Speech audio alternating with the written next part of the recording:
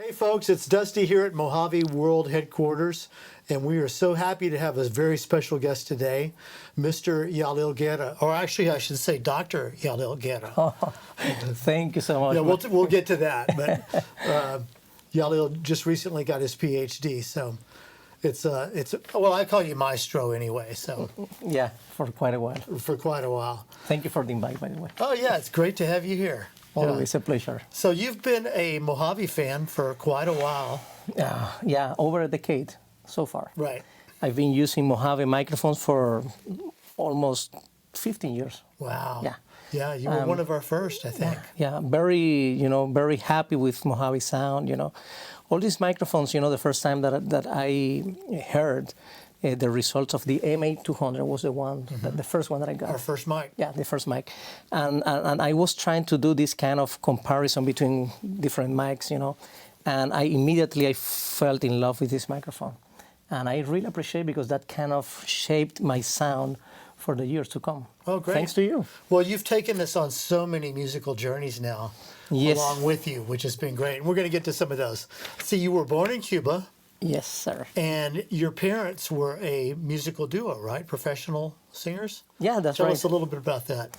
Yes, I was lucky enough to be born in this and raised in this family of musicians. My parents, they were a very famous vocal duo in Cuba in the 70s and 80s. And my sister Yamil Guerra and myself, we both, grew up in this musical family, getting all these influences from the Cuban roots, Cuban folk and traditional music.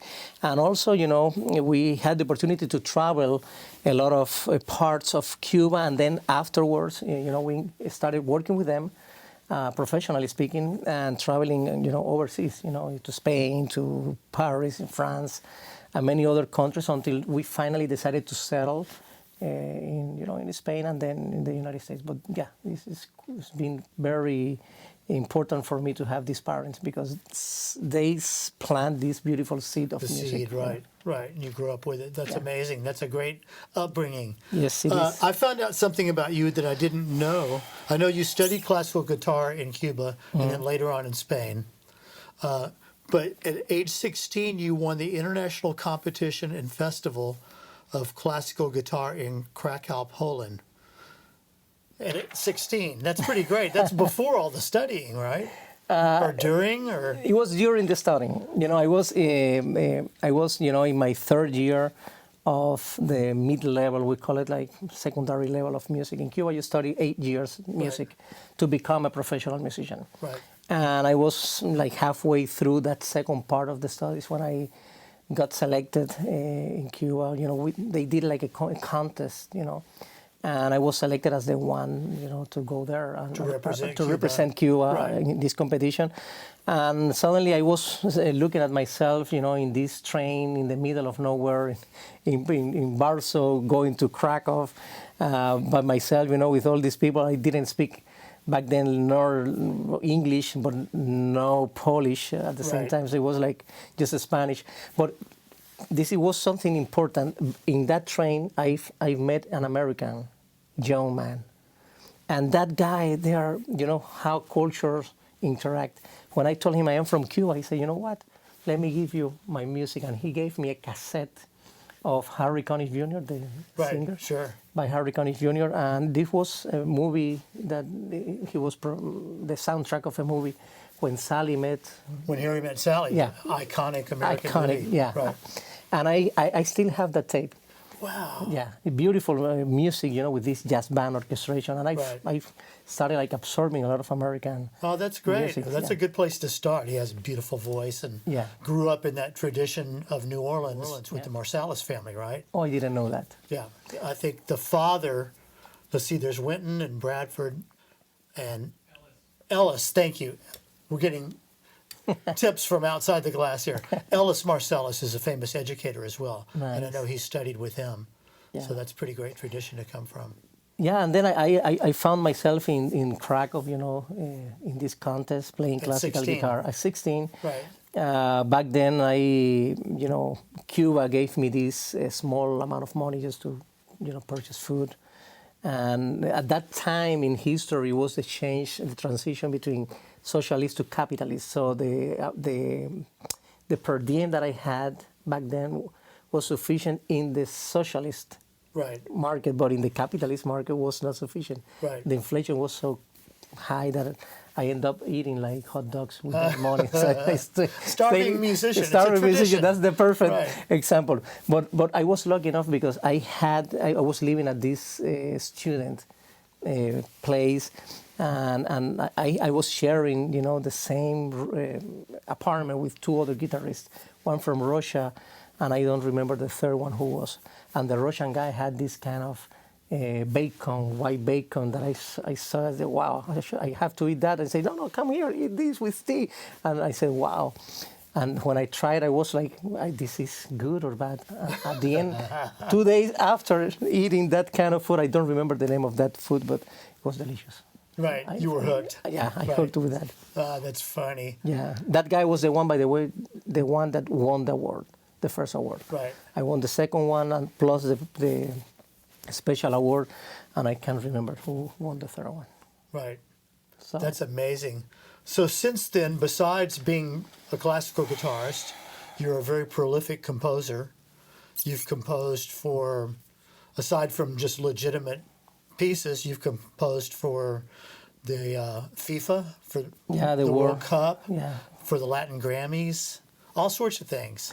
Yes, and all. By the way, the sound that captured all those projects was Mojave, because I was producing the soundtracks Right. for these projects here in Burbank when I had my studio. So yeah, indeed, these projects I've been all around. First of all, the classical education, then my parents and my sister's band forced me in a good way to learn popular music, Right. popular music, and I mean not only Cuban, but many styles of popular music, Right. which derive into becoming a producer. So after learning all this, then I became a producer, being able to produce all this kind of music. Right. And after that, after being a producer, I move on to continue in education, because I am a professor since I was 18 years old. Right. But I deviate into the production part, and then I went back to education until now. So I am teaching many subjects right now. Right. So you just recently got your PhD from UCLA, right? Yes, I got In my composition and music theory. Great. But I've got my master degree in film scoring in 2016. Then the master in classical guitaring is from Spain, 98. I Right. feel like studying all the time. Actually, I study every day. Right. If I don't open a book and read, that's something that can benefit my mind and my knowledge. Well, I think that it's funny, because you're in a whole different world than I'm in musically, but we're all the same. We all have to do it all these days. Social media, you've always been great with social media, your own record company, your own distribution, all those things. So we're all in this thing together. That's right. And it's very truth that now musicians have to become like octopus. Right. To say it in a way, you have to become a good musician. You have to become a good at social media. If not, you need to hire someone to help you. Hi, Alexa. Hi, Alexa. So you need to hire someone. But overall, musicians now, they need to know also music industry, how a computer works, how Pro Tools work, Right. how to record, how a microphone. Actually, I invited you recently to my music technology class. Oh, and I love speaking to them. That Yeah. was great. I love speaking to the students. Yeah, that's a perfect experience for them to get to know what is a microphone. Right. And I am so thankful that you share your important knowledge and all your experience with them, and also with me, because I always learn. I love to talk about microphones and gear and music in general. Anytime, Can't get enough of it. please, anytime you have something else to say in a conference or something, let me know so I can hook up and try to see what you're about to say. I'm there anytime. Anytime. My pleasure. Let's see. What else 8 Latin Grammy nominations, including one winner in 2012. And what was that? Which one won? Because I get confused. Yes. So the Latin Grammy win was for a classical composition. that I composed. The title is Seduction. And the other 8 nominations are, for Best Classical Album or Best Classical Compositions. Right. So, and that all those are for me as a composer. Were those all artist. recorded in Havana? Some of them are, Right. some of them are not. Tell us a little bit about recording in Havana. What's that like? Oh, Because I know we always send a couple of mics with you, Yes. which we're thrilled to do. Yes, that's a wonderful experience, because in there I have the opportunity to share and to record with very talented musicians that are committed 100% to art and music. And that's something lovely. And bringing their, Mojave microphones is always a problem. I never tell you this, and I'm going to tell you on camera if you don't mind. So it's a problem because when you pass customs, they start asking, what is this microphone for? So I say, no, you have to pay for these microphones. If you are importing the microphones, and I say, no, this is not this. They are coming back with me, so I have to fill these forms, And at the end, when I am returning to the United States, someone shows up. I don't know how they know. Someone shows up with a paper. Please show me the microphones. Then I have to show the microphones. So they're controlling that the microphones are leaving the country. If not, you have to pay. Wow. So that's funny. But these musicians, they're going back to the subject. They are amazing, and this is not the first. I mean, the recent one that I used the Mojave microphones was in 2019 with the National Symphony of Cuba. That, by the way, that album, that record got a Latin Grammy nomination. But prior to that, I recorded several albums with Ensemble Solista de La Havana, also Latin Grammy nominee, Latin Grammy nominee orchestra. And it's a beautiful experience. You need to calm down. I want to. Let's hope things, open up a little bit with the relationships between Cuba Well, and the it United kind of States. shut back down a little bit because of COVID, right? It shut down because of COVID, of course. Right. But that'll be over. Yeah, it's going to be soon. over. But there are other things that are happening that are going into the politics. Let's talk about your lovely and talented sister a little bit, Yamila. Yamila, yes. Right. My sister is a very talented, multifaceted artist. She's not only a singer, she's an actress, she's a TV host, she's a dancer, she studied classical ballet. And is a wonderful performer. I've been producing records for her for quite a while. Co-writing. She's also a composer. Engineering. Of course, engineering, playing the guitar in the band. I am the band director, actually. Right.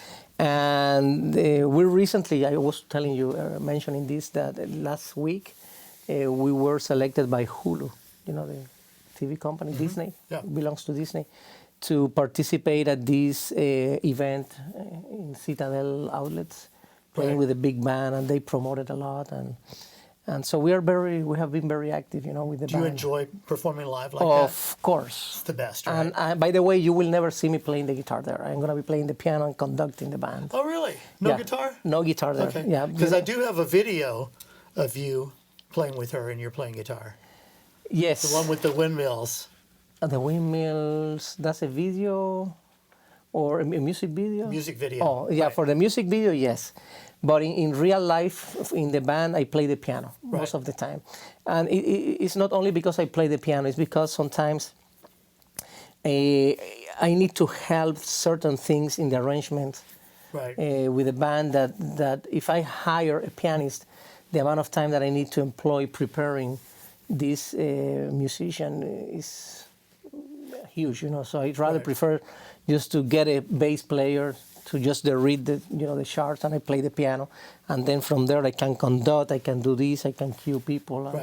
It's kind of easier, Right. So what's happening with her record-wise? Record-wise, I'm cutting or producing 3 albums at the present time. Right. So I'm producing one that is traditional music, Cuban traditional music, not popular music, but traditional, like old repertoire from the early. From the first half of the 20th century repertoire, very old stuff. Then I have a second album that is Afro-Cuban music, which is just drums, Afro-Cuban drums, like congas, timbales, and just that. That's another album. And the third project is like reggaeton, more modern, electronic, sonority. But So she's singing on all of them. of course, Right, yeah. right. It's like 3 projects that are running step by step, depending on my ability Right. for recording, because I am like Right. right now. But I am doing, step by step. The cool thing is that she records very fast, Right. and the She's an project. amazing singer. Yeah. She's very fast recording, and she accepts all my challenges, because when I produce voices, I am coming not as a producer's perspective, but as a composer, producer perspective. So I am giving things to the singer that she needs to kind of, reply. Let's say if I say, let's do a pentatonic scale, so da do ti de do ra do ra. So let's do a whole tone, do ti da do da ti de do. So I start like using Right.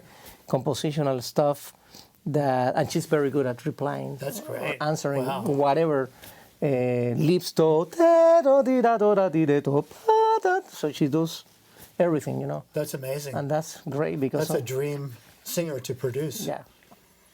And I am lucky about that, because sometimes, you don't get as lucky Right. in that sense. Yeah, they're not all that easy to work with. No, especially when egos comes into Yeah, play. And, yeah.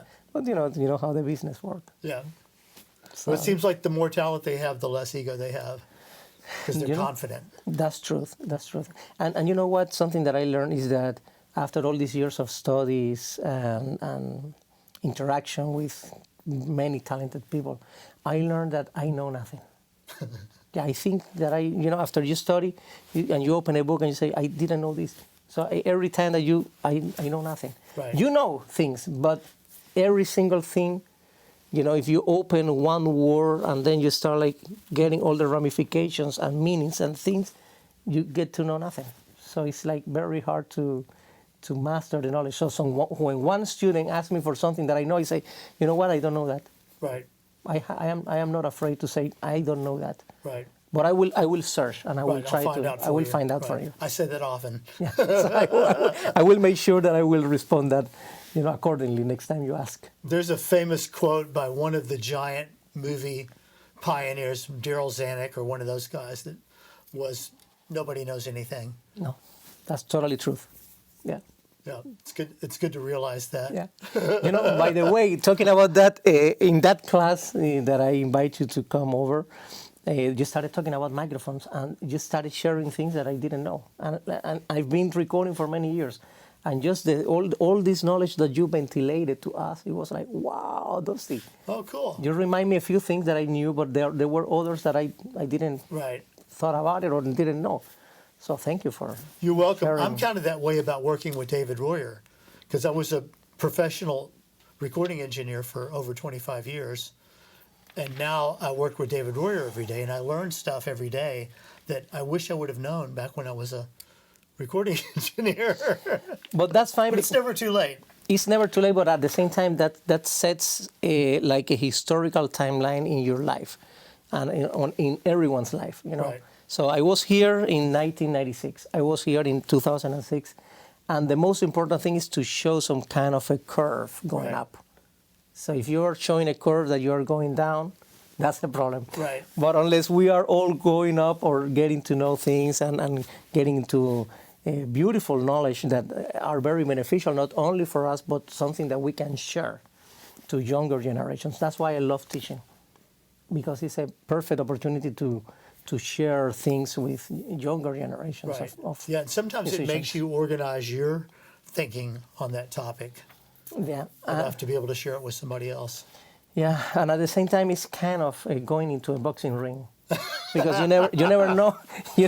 Once you start teaching, you never know what kind of punch you're gonna get. Right. And then you better be prepared, because sometimes you get a question and especially with these masks on, that someone sits there like 2 or 3 meters away from you and say, Right. you can't even hear. So you Right. can say, could you please speak louder?